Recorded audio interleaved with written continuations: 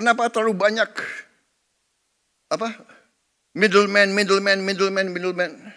Hak apa mereka tuh mengutip uang rakyat untuk rakyat? Jadi saya bilang hilangkan itu semua. Ada yang datang ke saya, Pak, ada 29.000 distributor yang marah sama Bapak. Lebih baik saya membela 120 juta rakyat daripada mereka-mereka itu. Iya kan? Jadi kritik itu bagus menurut saya.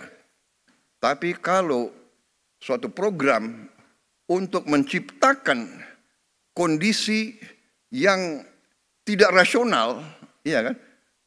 Nah, ini harus terus diadakan istilahnya klarifikasi dan penjelasan, iya kan? Umpamanya ada yang dengan keras yakin bahwa matahari tidak terbit dari timur, matahari terbit dari barat. Karena dia ngomong 500 kali, 1000 kali matahari dari barat, jangan-jangan ada sebagian rakyat kita yang percaya matahari terbit dari barat. Itu adalah ilmu propaganda, itu ada di buku semua. Itu keahlian Hitler dan Joseph Goebbels. Kalau kebohongan diulangi berkali-kali dan terus-menerus, lama-lama orang percaya dengan kebohongan. Itu ada di buku The Art of Propaganda, ya kan? Dan itu kita pelajari, semua negara pelajari. Dan itu yang dilakukan, itu namanya psychological warfare, psychological operation, dan itu sering dilakukan untuk mendestabilisasi suatu negara yang tidak disukai oleh negara lain. Jadi saudara-saudara, ada lagi azas kedua dalam teorinya Joseph Goebbels. The bigger the lie, the easier people to believe. Jadi kebohongan yang lebih besar, mudah untuk orang percaya. Oh ya, jangan-jangan benar ya, ya kan? Jadi sekarang mudah, fake news, hoax itu mudah. Tapi kita tidak boleh istilahnya gerundel. Ini realita. Karena itu ya kita terbuka. Ya, sesuatu serangan kebohongan hanya bisa dihadapi dengan membuka diri, memberi penjelasan apa adanya, berdasarkan fakta, berdasarkan kenyataan, berdasarkan ilmu dan matematik. Ya kan? Kebohongan bisa diteruskan, tapi satu saat begitu kebohongan kelihatan, hilang kepercayaan dari orang. Nah itu saudara-saudara. Jadi suatu rezim atau suatu organisasi atau suatu kelompok yang melancarkan sesuatu atas dasar kebohongan akan dipatahkan.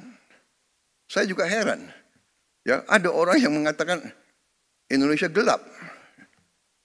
Ya, saya kalau dia memang merasa gelap ya itu hak dia. Tapi kalau saya bangun pagi saya lihat Indonesia cerah. Iya kan? Kalau saya ketemu petani gembira. Harga pangan, peningkatan hasil mereka naik secara drastis. Produksi naik secara drastis. Kita potong semua regulasi yang nggak benar. Kita sederhanakan. Saudara-saudara, ada Menteri Pertanian di sini.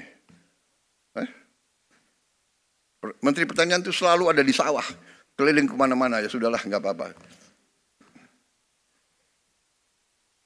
Dia mengatakan kepada saya, Pak, tadinya dari pabrik pupuk sampai petani harus tanda tangan 15 menteri, 30 sekian gubernur, 500 bupati, baru sampai ke Gapoktan. Saya bilang Menteri Pertanian tidak ada. Dari pabrik pupuk langsung ke petani.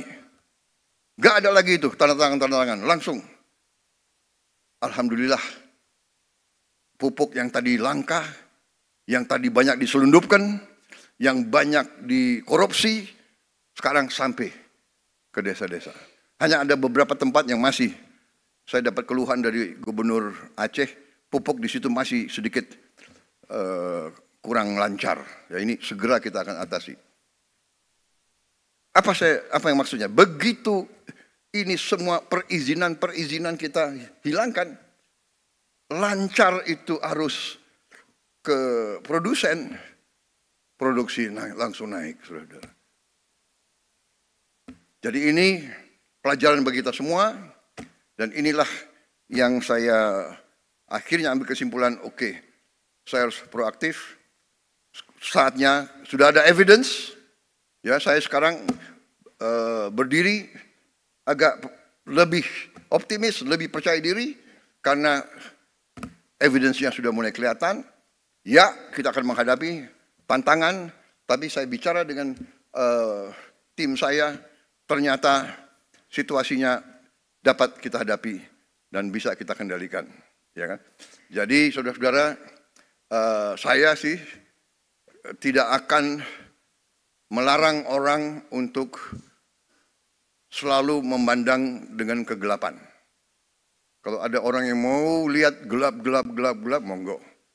Tapi kalau saya lihat, saya optimis, saya bangga sekarang jadi Presiden Republik Indonesia. Kekayaan kita akan kita kuasai, akan kita kelola untuk sebesar-besarnya kepentingan rakyat. Mungkin banyak kecewa, tapi dibandingkan dengan ratusan juta rakyat kita yang akan merasa bahagia, yaitu tugasnya pemerintah. Saudara-saudara, waktu saya minta disederhanakan arus pupuk ke petani, pupuk dari pabrik milik pemerintah, pupuknya disubsidi pemerintah, uang rakyat, iya kan? Kenapa terlalu banyak perantara? Kenapa terlalu banyak middleman? Hak apa mereka tuh mengutip uang rakyat untuk rakyat? Jadi saya bilang hilangkan itu semua. Ada yang datang ke saya, Pak, ada 29.000 distributor yang marah sama Bapak. Oh ya? Hati-hati loh Pak. 29 distributor itu punya konstituen. Oh ya? Saya bilang. Ada berapa petani di Indonesia? Saya tanya Menteri Pertanian, Pak. Hampir 30 juta Pak. Oke. Keluarga mereka 4. 29.000 lawan 120 juta. Menang siapa? Oh, lebih baik saya membela 120 juta rakyat daripada mereka-mereka itu.